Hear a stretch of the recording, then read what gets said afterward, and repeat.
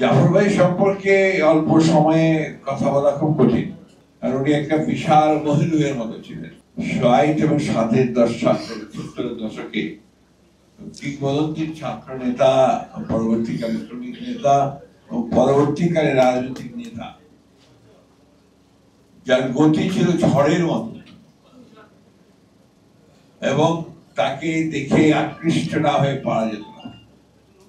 তার কথা শুনে বিমোহিত হতাম আমরা। আমার এখনো মনে আছে, আমি যখন ঢাকা বিশ্ববিদ্যালয়ের ছাত্র, সম্ভবত ফার্স্ট ইয়ারে, আমাদের সঙ্গে নটরডেম কলেজের অনেক ছেলে এসেছিলেন, ভর্তি হয়েছিলেন, এবং তারা সব ইংরেজি মিডিয়ামের ছিলেন। রাজনীতির সঙ্গে তাদের খুব একটা সম্পর্ক ছিল না। আমরা ঢাকা কলেজের থেকে যারা এসেছি, তারা আমরা একটু রাজনীতির সঙ্গে আগে থেকে পরিচিত। আমি তাদেরকে, যেটি একই ডিপার্টমেন্টে ভর্তা বন্ধু ছিলাম, তাদেরকে নিয়ে গেলাম।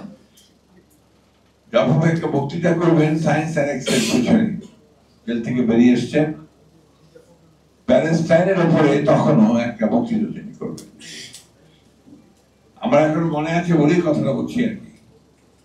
তো তিনি প্রায় ৪৫ মিনিট বক্তব্য রেখেছিলেন, এবং আমার সেই বন্ধুরা কমপক্ষে ১৫ জন, তাদের অনেককে সবাই ছিলেন, শুরু করে আশফাক থেকে শুরু করে সবাই, তারা ওই মিটিং এর পরেই তারা ছাত্র ইউনিয়নে যোগ দেয়।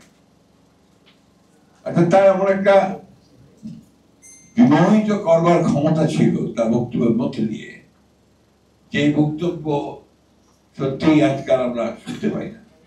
এক একটা সময়ে, কালে, যুগে কিছু কিছু নেতার জন্ম হয়, যারা ওই সময় ও কালে অনেক প্রভাব বিস্তার করেন রাজনীতিতে, দেশে, সমাজ।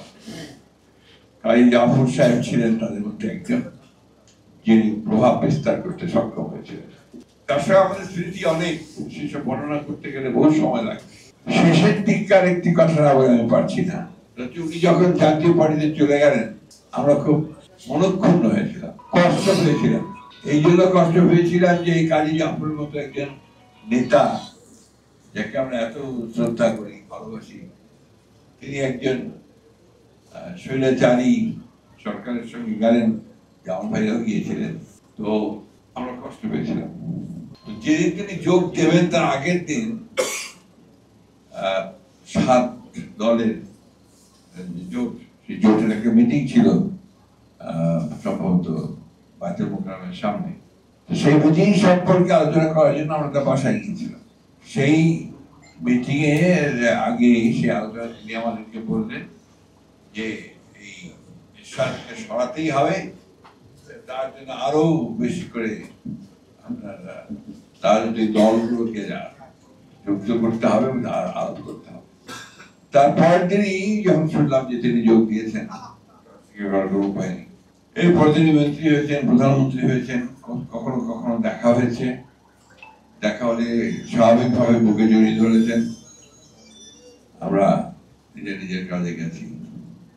এরপরে পরিবর্তন যখন হলো, অর্থাৎ হাসিনা যখন আসলেন ১/১১ পরে, হাসিনা আসার পরে আমাকে আমাদের ম্যাডাম বললেন, কাজী জাফরের সঙ্গে একটু কথা বলো। তখনও জাফর ভাই জাতীয় পার্টিতে আছেন, এবং সম্ভবত তিনি এমপি, পার্লামেন্ট ছিলেন, এবং আমি ওনার সঙ্গে যোগাযোগ করে আমি ওনার কাছে গেলাম। যে ম্যাডামের যে বাণী ছিল, সে বাণীটা আমি তাকে পৌঁছে দিলাম। সে মেসেজটা ছিল to come back to the মূল ডেমোক্রেটিক ফ্রন্ট, এবং তাকে তিনি আমন্ত্রণ জানালেন যে আপনি আসেন, আমরা একসাথে এই ফ্যাসিবাদের বিরুদ্ধে লড়াই করি। তিনি আমাকে বললেন যে আমি, আমার মন সবসময় চায়, কিন্তু এমন একটা জালের মধ্যে আছি, এখান থেকে বেরোতে অনেক সময় লাগতে পারে, অথবা কৌশল করতে পারে। আমাকে বলে, ম্যাডামকে আমার সালাম দিয়ে বলো যে আমি আসবো, কবে আসবো সেটা আমি জানাবো। এরপরে তিনি আমাকে কি খবর দিলেন যে তিনি এখন প্রস্তুত তিনি আমার সঙ্গে দেখা করবেন। স্বাভাবিকভাবে দেখা করা সম্ভব না, কারণ ম্যাডাম একদিকে হাসিনা একদিকে, অন্যদিকে যদি এরশাদ জানতে পারে তাহলে তাকে মহা বিপদের মধ্যে ফেলে দেওয়ার সম্ভাবনা আছে। এই জন্য আমার এখনো মনে আছে, আমি বেশি লম্বা করবো না, রাতের বেলা ছদ্মবেশ ধারণ করে তাকে আমরা গাড়ি বদল করে রাতে ম্যাডামের বাসায় নিয়ে গেল। এখন যে বাসায় হচ্ছে অনেক ফেলে যাচ্ছে এখানে।